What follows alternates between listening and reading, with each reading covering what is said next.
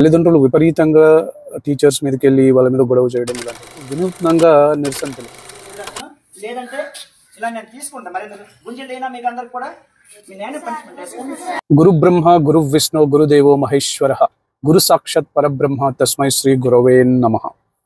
ఈ శ్లోకాన్ని మనందరం చిన్నప్పటి నుంచి నేర్చుకుంటాం. ప్రతిరోజు ఎవరైతే పూజా కార్యక్రమాలు చేస్తుంటారో ప్రతిరోజు ఈ మంత్రాన్ని జపిస్తూ ఉంటారు. ఎందుకంటే గురువు అనేవాడు మన భారతీయ సంప్రదాయంలో గురువు అనే ఆయన ప్రతి ఒక్కరి జీవితంలో అంత ప్రాముఖ్యత ఇస్తామన్నమాట.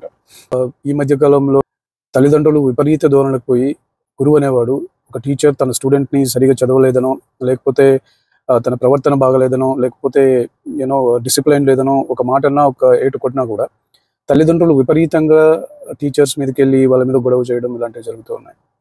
టీచర్స్ కూడా ఈ మధ్య కత్తి మీద సాములాగా తయారైంది. స్టూడెంట్స్ని కంట్రోల్లో పెట్టడం కానీ, స్టూడెంట్స్కి డిసిప్లిన్ నేర్పించడంలో కానీ ఒక మాట అనకుండా ఒక ఏటు కొట్టకుండా పెట్టడం అనేది నిజంగా చాలా కష్టంతో కూడుకున్నటువంటి పని.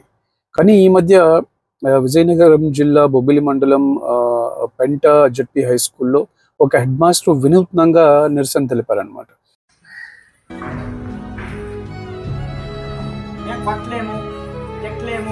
ఏమి చేయడం ఇదని చేతగానంలో చేతులు పట్టుకుని ఉండాల్సిన పరిస్థితి వచ్చింది మాకు.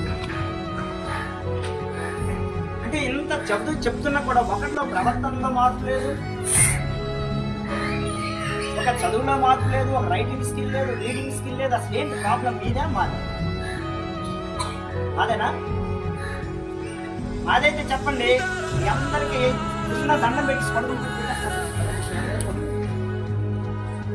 దండం పెట్టి లేదంటే ఇలా నేను తీసుకుంటా మరి గుంజెడైనా మీకు అందరికి కూడా మీ నేను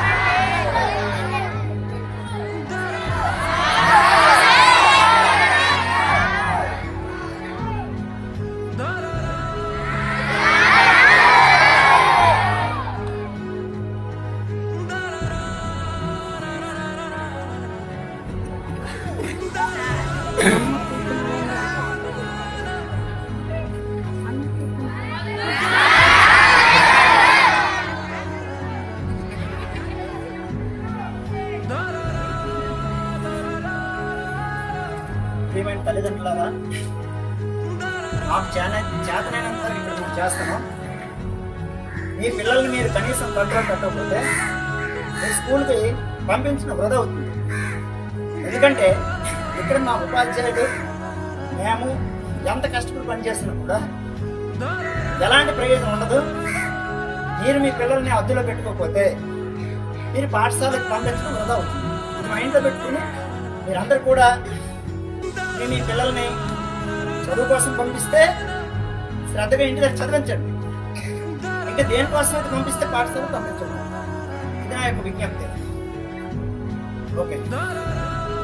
ఏ విధంగా అంటే మీరు అందరూ చదువుకోవట్లేదు, మీ ప్రవర్తన ఎంత చెప్పినా మారట్లేదు, డిసిప్లైన్గా ఉండట్లేదు, మీకు ఎంత మేము చెప్పినా కూడా చదువు కూడా మీకు సరిగా రావట్లేదు, మేము తప్పు చేస్తున్నామా లేకపోతే మీరు సరిగా చదవట్లేదో మాకు అర్థం కావట్లేదు, మేము సరిగా చెప్పట్లేదంటే చెప్పండి, మేము చేస్తున్నామా అని చెప్పి ఆయన ఆ స్టూడెంట్స్ని అడగడంతో ఆ స్టూడెంట్ నుంచి ఎటువంటి స్పందన రాలేదు పాపం.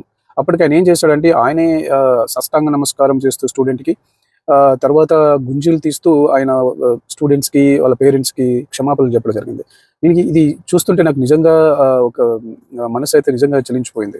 ఏ టీచర్ అయినా ఇప్పుడు ఉన్నటువంటి కాలంలో ఆయన పొద్దున్నే 9 గంటల స్కూల్కి వెళ్ళి తంబ్ ఇంప్రెషన్ వేసి తర్వాత ఈవినింగ్ 5 వరకు ఉండి తంబ్ ఇంప్రెషన్ ఇంటికి వచ్చేస్తే ఆయన జీతం ఆయనకు వచ్చేస్తున్నా హ్యాపీగా ఉంటాడు. కానీ ఆయనకు ఉన్నటువంటి బాధని, ఆయనకు ఉన్నటువంటి ఒక రెస్పాన్సిబిలిటీని, ఒక అకౌంటబిలిటీగా ఫీల్ అవుతూ ఎందుకు మీరు చదువుకోవట్లేదు, మేమేమన్నా తప్పు చేస్తున్నామా, మేమేమన్నా సరిగ్గా చెప్పట్లేదా చెప్పండి, మీ తల్లిదండ్రులకు కూడా నేను క్వశ్చన్ చేస్తున్నాను, మీరు కూడా బాధ్యత ఉంది, మీ పిల్లలకు చెప్పండి అని చెప్తూ ఆయన చెప్పడం నిజంగా నాకు మనసు అయితే నిజంగా చలించిపోయింది.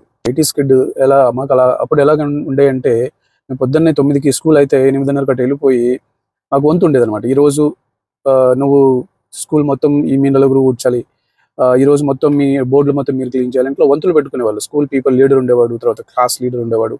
సో మేము వెళ్ళి స్కూల్ అంతా క్లీన్ చేసుకునేవాళ్ళం. లేకపోతే మేము ఈవినింగ్ టైంలో ఆఫ్టర్ స్కూల్ లాస్ట్ పీరియడ్ ఉండేదన్నమాట. ఆ లాస్ట్ పీరియడ్లో అప్పుడు చంద్రబాబు నాయుడు గారు కొత్తగా 90sలో జన్మభూమి కార్యక్రమం, తర్వాత శ్రమదానం అని చెప్పి కొన్ని కార్యక్రమాలు తీసుకొచ్చేవారు అనమాట. ఆ శ్రమదానం కింద మేము ఊరు మొత్తం తిరిగి ఊర్లో క్లీన్ చేసేవాళ్ళం. తర్వాత స్కూల్ గ్రౌండ్ మొత్తం మేమే క్లీన్ చేసుకునేవాళ్ళం. ఇలాగ ఉండేది. సో ఇలా జరగడం వల్ల ఏమవుతుందంటే సోషల్ రెస్పాన్సిబిలిటీ అనేటివి పిల్లలకి అర్థమవుతాయి. సో ఇప్పుడు ఏమైపోయిందంటే మొత్తం బిల్డింగులు, ఎక్కడ స్కూల్కి ప్లే గ్రౌండ్ ఉండదు, ఇలా తయారైపోయింది. దయచేసి పేరెంట్స్ని రిక్వెస్ట్ చేసేది ఏంటంటే మీ పిల్లలకి నెక్స్ట్ పేరెంట్స్ టీచర్ మీటింగ్లో 3 క్వశ్చన్లు అడగండి. అపార్ట్ ఫ్రమ్ అకాడమిక్ పరంగా ఎలా ఉన్నాడు, మార్క్స్ ఎన్ని వస్తున్నాయి, ఇది ఖచ్చితంగా మీరు అడుగుతారు.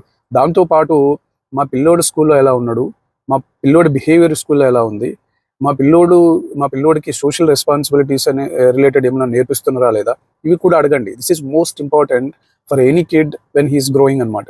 సోషల్ రెస్పాన్సిబిలిటీ ఖచ్చితంగా ఉండాలి. స్టూడెంట్స్ యొక్క బిహేవియర్ స్కూల్ టీచర్కి ఖచ్చితంగా తెలుస్తుంది. ఇంటికి వెళ్ళిన తర్వాత చెప్పండి.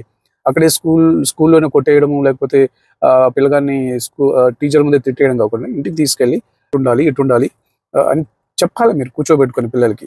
సో ఈ డిజిటల్ యుగంలో ఈ పుష్ప ఇలాంటి సినిమాలు చూసి నిజంగా పిల్లలు చెడిపోతున్నారు. ప్రభుత్వాలు కూడా కొద్దిగా నియంత్రణ తీసుకురావాలి ఈ మీడియాగా, ఈ కంటెంట్ దీని మీద మీ అభిప్రాయం ఏంటి? మీ అభిప్రాయాలని కామెంట్ సెక్షన్లో పెట్టండి. మీకు ఈ వీడియో నచ్చినట్టయితే please like, share and subscribe. Thank you for watching. జై హింద్.